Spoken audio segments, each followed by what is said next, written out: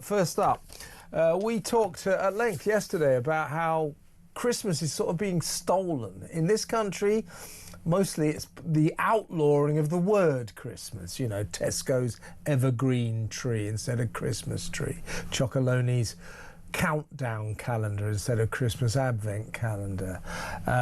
Schools, yesterday we reported on a load of schools that used to have traditional Christmas jumper days for the kids, little primary school kids. Now it's winter jumpers. No more Christmas lunch, festive lunch. You know, for some reason the word Christmas being outlawed, spoiling it for the kids, if you ask me. Something to do with, I would imagine, our increasing apparent shame over our own religion. It's very odd.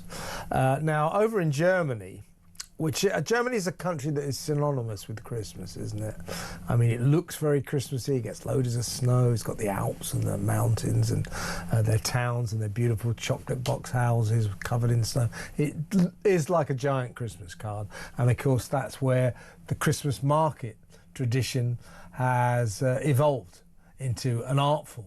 German Christmas markets are something else. But now they've become a target. You remember last year at the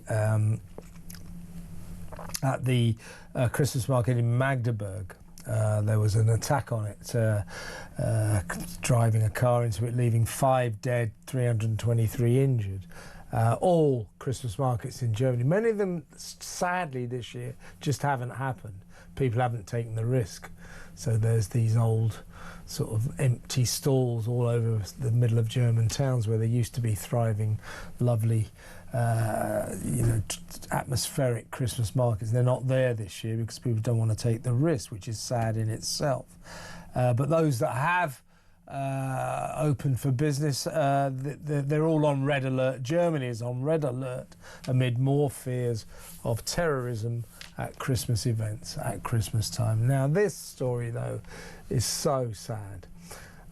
This is a shocking attack on a Christmas market in a lovely little town called Urbach. It's to the south of Frankfurt. This happened at 4 a.m. on November the 30th, just over a week ago.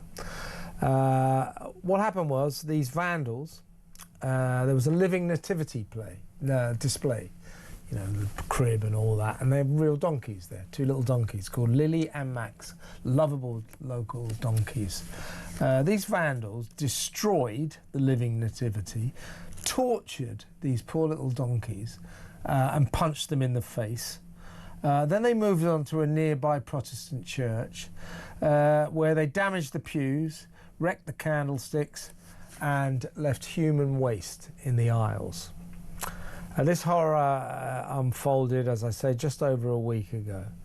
And the people of that town are shocked. The people of Germany are shocked.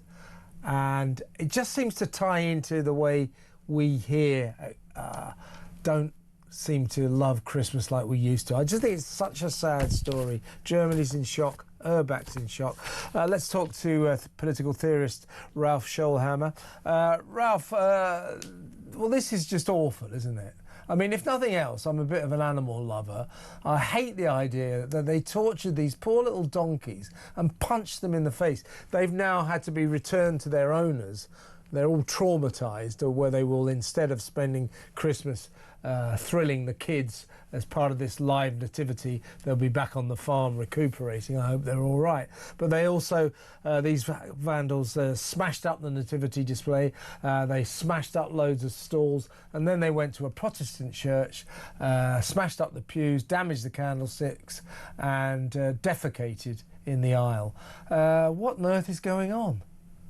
Well, I mean, it seems to be quite obvious that we are reaching a point where open celebrations of Christmas become increasingly impossible, or at least a security hazard in some of the oldest Christian nations on the planet. I mean, if this is not a culture war, I mean, these are symptoms, to put it this way, of a broader culture war, and I'm sure we're going to get into the details, but this is very worrisome, and I have to be quite honest, I'm losing my patience. Some German fact checkers a couple of weeks ago did a fact check. Is it true that Christmas markets have to close because of security costs? Is it true that people are worried? They said, no, this is not happening. This is fake news. Now, when the actual actual Christmas market season began, of course it turned out to be true. Of course there were Christmas markets that didn't open, that had to close down, that had to change the hours for security concerns. So, I mean, this is so worrisome. We are again in one of these stages where particularly I have to say the establishment and the left claims, first they claim it isn't happening, then they say, why do you care about it? And then they say, okay, it's happening, but it's actually good because people shouldn't go to Christmas markets anyway. And I know they just drink and they should rather stay at home and so on and so on and so on. This is all very tedious. And to be very clear, these are consequences of, for lack of a better term, an invasion of the public sphere. We increasingly live in a world you cannot go to a Christmas market. If you're a young girl, you cannot drive home alone. I mean, this is it's an invasion and an occupation of the public sphere. We haven't even talked about these pro-Palestine demonstrations that were deliberately held close to Christmas markets. They were deliberately held to make a sign, again, what I would call a sign of occupation. I'm losing my patience here. Ralph, do you, I mean, obviously a bit like Britain, but Germany has had a significant influx of Muslim migrants, asylum seekers, has a significant Muslim community. I mean, are we sensing here that these are people who are not Christians who somehow take offence to Christian ceremonies?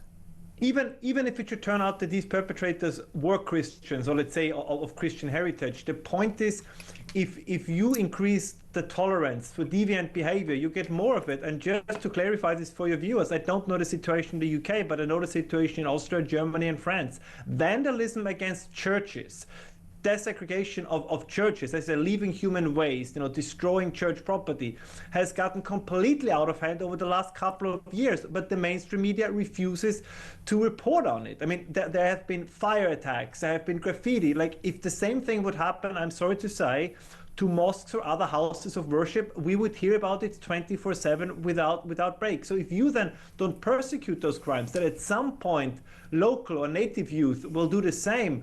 Unfortunately, this is what happens. If you create cultural conditions where bad behavior is not punished and where people perpetrating these kinds of behaviors are not shamed, are not ostracized, you will get more of this. This is completely normal, and you will, by the way, because previously we heard about the grooming gangs in the UK, and people might think that these things are not connected, but they are. If you do not persecute these kinds of antisocial, violent, criminal behaviors, you will get more of it. If the cool guys at schools are the young guys, who destroy Christmas markets and, film themselves while they are groping girls and all of these kinds of things, at some point, the quote-unquote native Brit or native German will say, okay, fine, if this is what makes me cool, if this is what gives me social recognition, I'll start doing it as well. We are reversing, if you want, centuries of civilizational development, and for what? So that we can maintain the multicultural delusion. Sorry for being very emotional about this, but I'm tired of it. And I was very happy to see that Donald Trump and the White House in the new national security strategy, that they're actually pointing this out, that within 20 years there's a high risk, that includes the UK, that Europe will no longer be recognizable, and it's time to do something about it.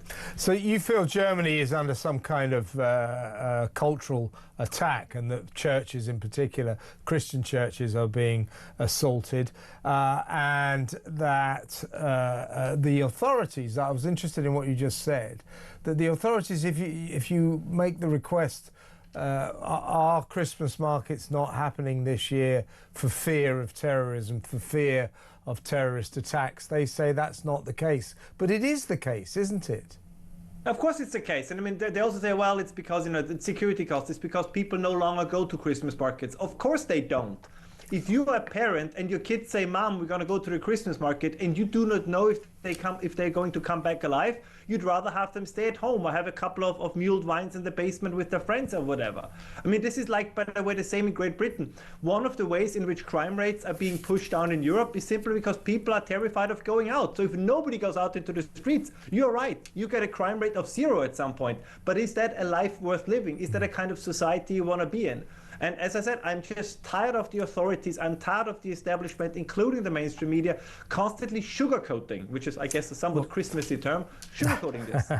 Well, I'm haunted. I was away on vacation. It was like last August, so August 24. And there was that terrible attack, you remember, in the town of Solingen, is that it? Yes. And this guy, the maniac with a knife, just started slashing and attacking people. And I remember that soon after this attack, this guy had been seen by hundreds and hundreds of people. His name was Issa al-Hassan, 27-year-old, who killed 3 people and injured 10 others, literally slashing their necks and everything. Hundreds of people saw him, gave descriptions to the police, and the police announced that they didn't have a proper description of this guy. And I was away with my wife, and I said, I bet you that he turns out to be from the Middle East. I bet he's Syrian or something like that. And sure as hell, he was a Syrian. And loads of people said, well, they were telling the police this was a guy dark, you know, of a dark appearance, a Middle Eastern appearance, and the police would not release that information when he was on the run. So in other words, their fear of seeming Islamophobic and saying, oh, well, this was a foreigner did this, you know, sort of racist. Their fear of that was more important to them than public safety. Than putting out a description of a man that they knew what he looked like, but they wouldn't put it out because to put it out might appear a little Islamophobic. That's mad. It was even more absurd because the festival where this took place was, you know, in English, translated into English, a festival for diversity. I mean, we all over the West, with the exception of Eastern Europe, we have a collective Stockholm syndrome, where we constantly embrace, quite literally in many cases, the people who want to kill us. And as I said, I'm tired of this. I'm tired of this. Don't look there. Nothing is going on here. I mean, the same is true, since your audience, of course, is mostly British, but the same is going on in the UK. I mean, this is don't look there. Don't see what's going on. And then you have all these, you know, oh, look at the statistics. The statistics show that Britain is safer than it ever was. That crime rates in London have just been trending downwards. So basically, what they are saying, and it's the same in Germany and Austria, that whatever remember when everybody was talking about the lived experience, the lived experience of the British, the Germans, and the Austrians and the French no longer matters. Because their quote-unquote betters tell them what you experience every day is not happening. You're just imagining it. And as I said, I repeat myself, I'm tired of it. It's either the revolution comes at the voting booth or it comes by other means. And there was a time when I said I'm afraid of the revolution. At this point, it cannot happen fast enough. I know what you're saying. And in terms of this Urbach Christmas market, really sad. I'm particularly traumatised by the poor donkeys. Yes. But here's the deal. I mean, you know, just think about it. This is a living nativity display. So they got the crib and the sort of baby Jesus and all that straw everywhere and the farm animals and 2 real donkeys there, little donkeys, you know. So it's a lovely, charming scene that the kids would have loved. These people turn up, smash it to bits, torture the donkeys, punch them in the face, desecrate the local church. Now, we don't know who did this. They're looking hard to try and find them. They're searching for them. But I can't imagine, Ralph, that Christians would do this. Can you? I doubt it. And again, if you look at that kind of behavior, as I said, it's going to spread. It's also going to spread at some point to the native population. But this is the kind of behavior that usually, on a small scale, of course, in this case, but this is the kind of behavior you see from invading armies. Because this is what they can do. They know they will never be held to account. They will never be punished. I mean, we have people that have a rap sheet of partially also violent crimes of like 100 incidents. How can these people still be out in the public? Why are they not in prison? Why are they not on their way back home or whatever you do with them? And I know, based on my sources, that it's very similar in the UK as well. Who is being protected by the law? There's an old saying by a commentator I like very much, by Mark Stein, who says, we are entering a phase where everything is policed except crime. Right? What you post on social media, what true. you say. Yeah.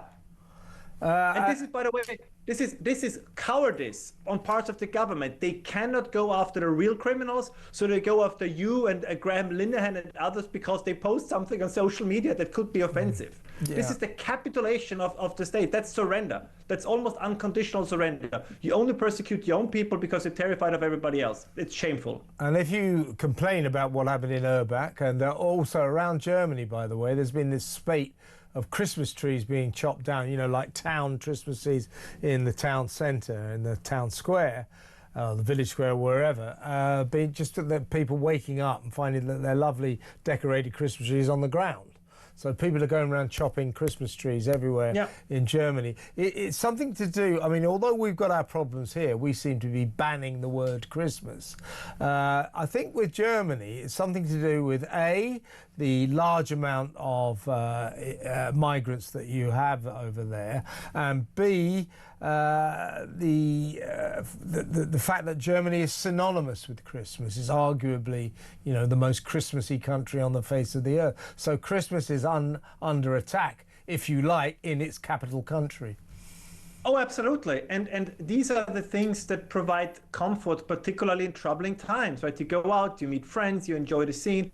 Like, these are very, very important cultural inheritances. And I'm tired, as I said, of giving them up, of having them surrounded by like what is usually at airport security zones, where police officers walk up to you and say, do you have a knife in your bag? Can I take a look in your bag? I mean, I'm sorry, this is not the Christmas spirit for me. No, it certainly isn't.